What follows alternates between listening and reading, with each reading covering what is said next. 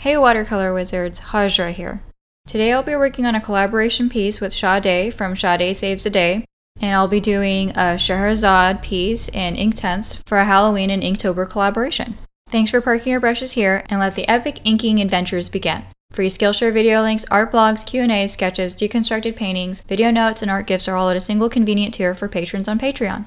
So you probably know about Shahrazade already, but she's got an awesome channel called Shahrazade Saves the Day, and it features all sorts of amazing botanical art and animal art and multicultural art. And after you're done watching my video, I really hope you go and check out her channel and check out what she did for her collaboration video, because we will find out together, because I don't even know, it's going to be a surprise. And I found it really flattering when she told me that I'm one of her inspirations for creating her channel. It's really nice to see intelligent and empowered minority females on YouTube. She's really genuine and very thoughtful and very creative.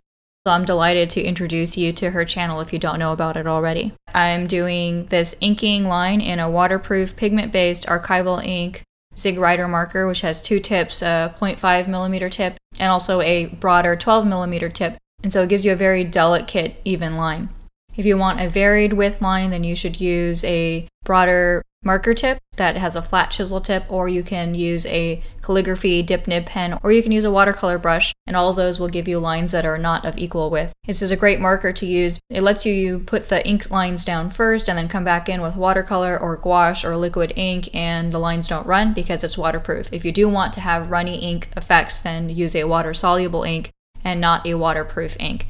I spent a lot of time doing this drawing freehand before I went on to start doing the inking, so I don't really want to completely mangle my drawing. So take your time while you're inking. It's not a race. It doesn't matter if you go fast or slow, especially slow down for the face and the hands, because I don't want them to look stilted. And when you're doing your hands, instead of ending up with like cartoony balloon fingers that seem really squiggly and don't have any structure underneath them, even if you're doing simple hands like this, you can imagine the knuckles and the joints as you ink the various fingers, and that way you stop at the different segments and start a joined line instead of having a straight line that makes it look like the fingers are little eels that don't have any bones in them at all. And just that little stop and start motion and imagining that there are knuckles and joints in there and some bones in there will make it so that your hands end up looking more realistic.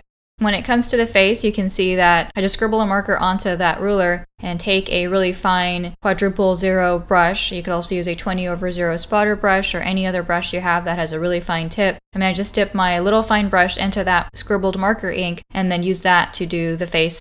So I'm going to talk a little bit about what I'm going to be using to paint this piece eventually, and that's Inktense blocks. Dry ink stick product made by Derwent, and they are a pretty decent product. I've used them before. If you're looking to have a product that is an equal of your fine watercolor or gouache brands, then this is not going to be it. And it is a good quality ink product. It has light fast ratings that are decent, although people have mentioned some light fast issues with various colors like the cooler reds and such. But if there are any issues with that, then the best way to do that is just to put it under UV glass and also spray it with a fixative that includes a UV film in it, so you can get about it in a few ways if you want to. Or you can just ignore it and see how your pieces end up and just don't do it for super important pieces. These blocks are really convenient and versatile because you can use them like watercolor transparently, you can use them thicker and make them look more like acrylic or gouache. It has an acrylic binder, but it behaves more like watercolor or ink, so it's kind of like a hybrid between acrylic and watercolor and ink.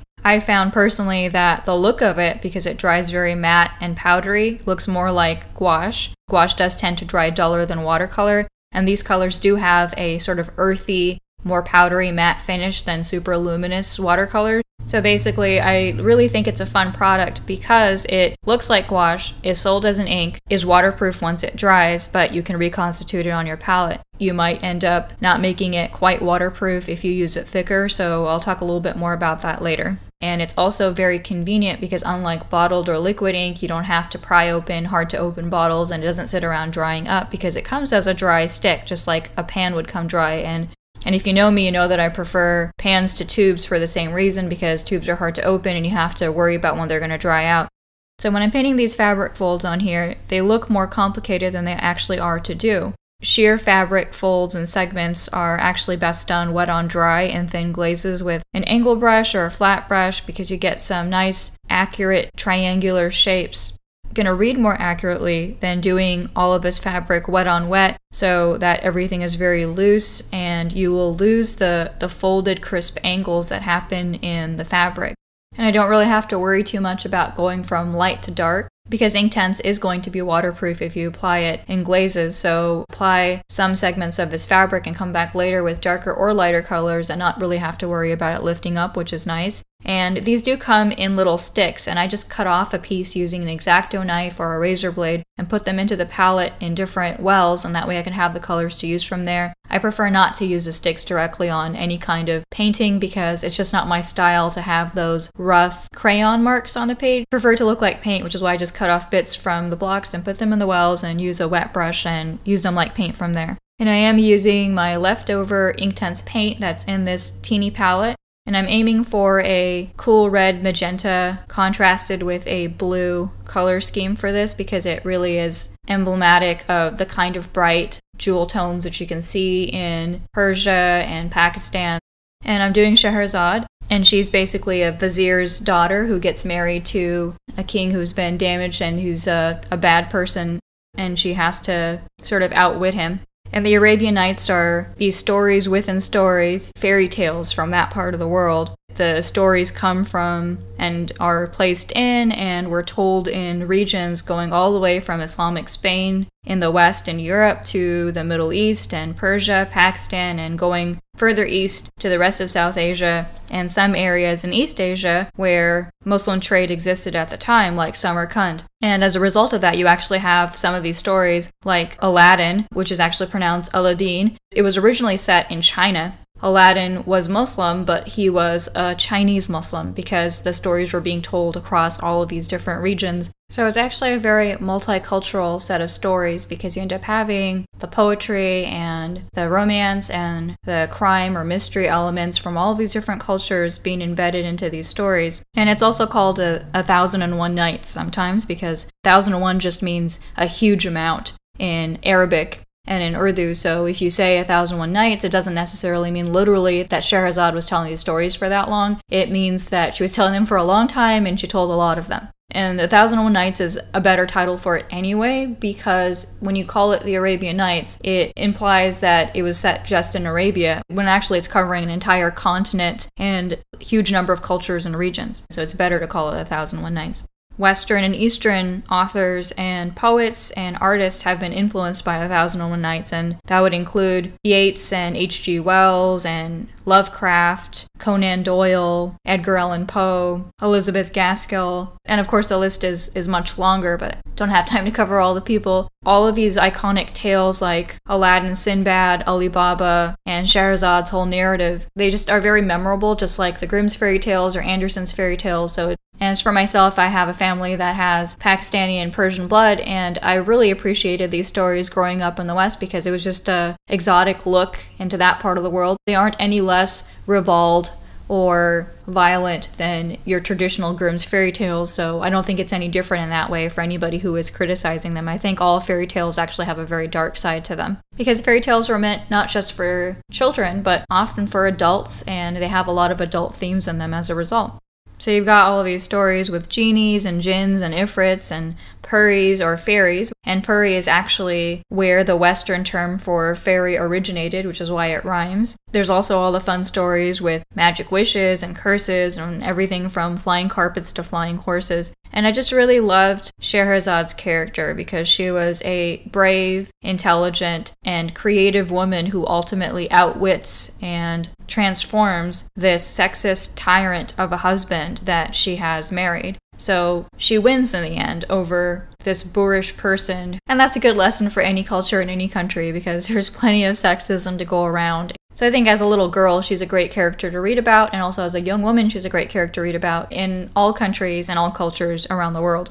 My rendition of Shahrazade here is actually inspired by an old Golden Age illustration of a woman in this pose for some kind of magazine, and I really loved the pose and the raised shoulder of the figure. It had great potential for a character set in the East like Shahrazade. And she is in the 1001 Nights, so she could be from any region, from Cordoba in Europe to Samarkand in East Asia. I decided to make her more Pakistani because I'm Pakistani American and I'm doing this piece on Halloween. And for the face, I used my own face as a loose reference, but it is just a loose person reference, just as a guideline.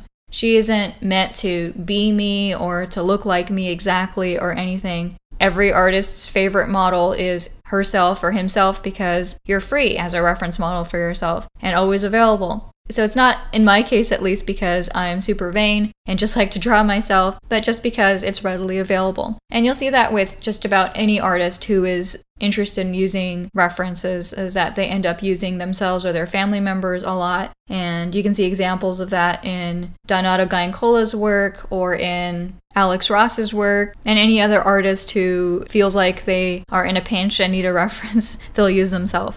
And the form here is actually pretty easy and simplified because it's hidden behind all the fabric, so all you really have to work on is the face and the hands.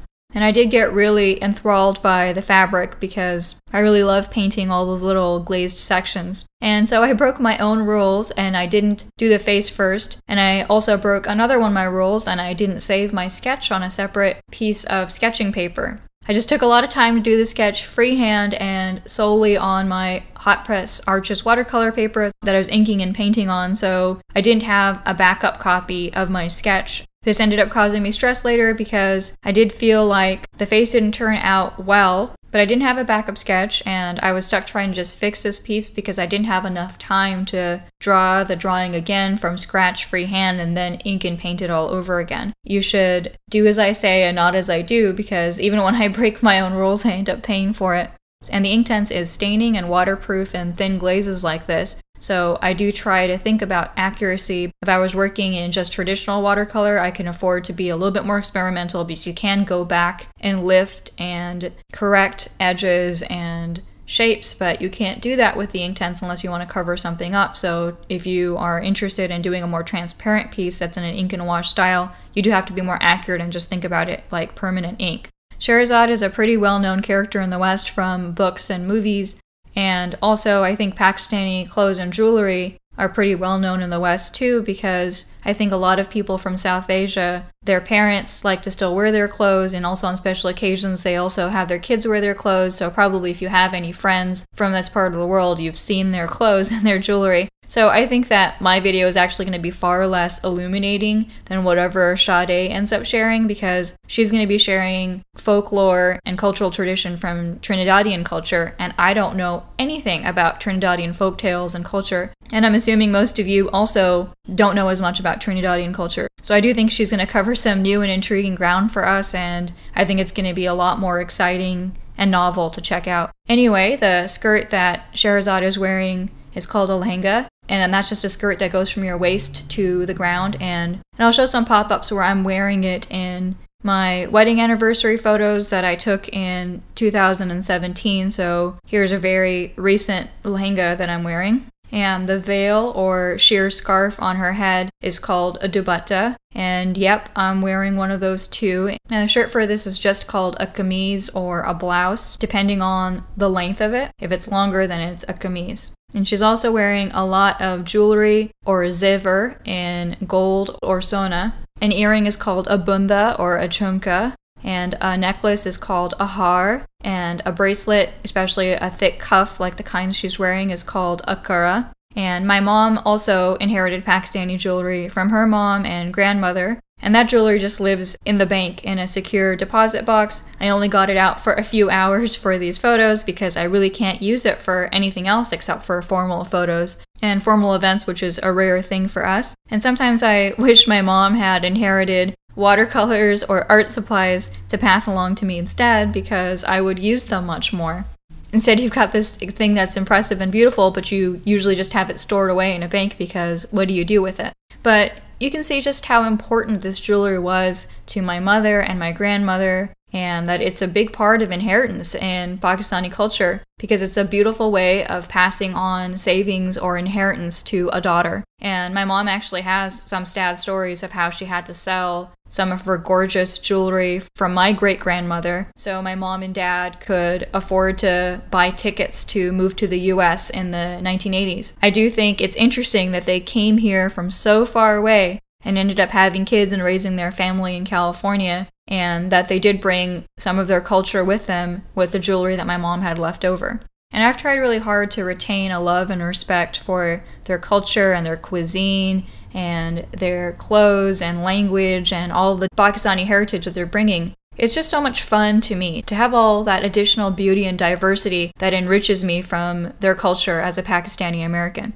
My parents are educated and moderate people, so luckily I just got a lot of nice stuff from them. It felt really weird to take those photos because I didn't get along with the photographer, very much an introvert and very camera shy, so it was very hard on me. And I'm never going to do it again. I did it once for my mom because she wanted me to take these photos with her jewelry. The one thing I do appreciate is that it felt very transformative. Wearing the clothes and the jewelry somehow transported me into another time. I could sort of imagine how my mom and my grandmother or my great-grandmother wore jewelry and clothes like this when they were getting married or for special events, and how their lives were different than mine. And also yet similar, because I'm obviously, as a woman, sharing a lot of that stuff with them. Because this piece was in an ink and wash style, I did stay away from further realism.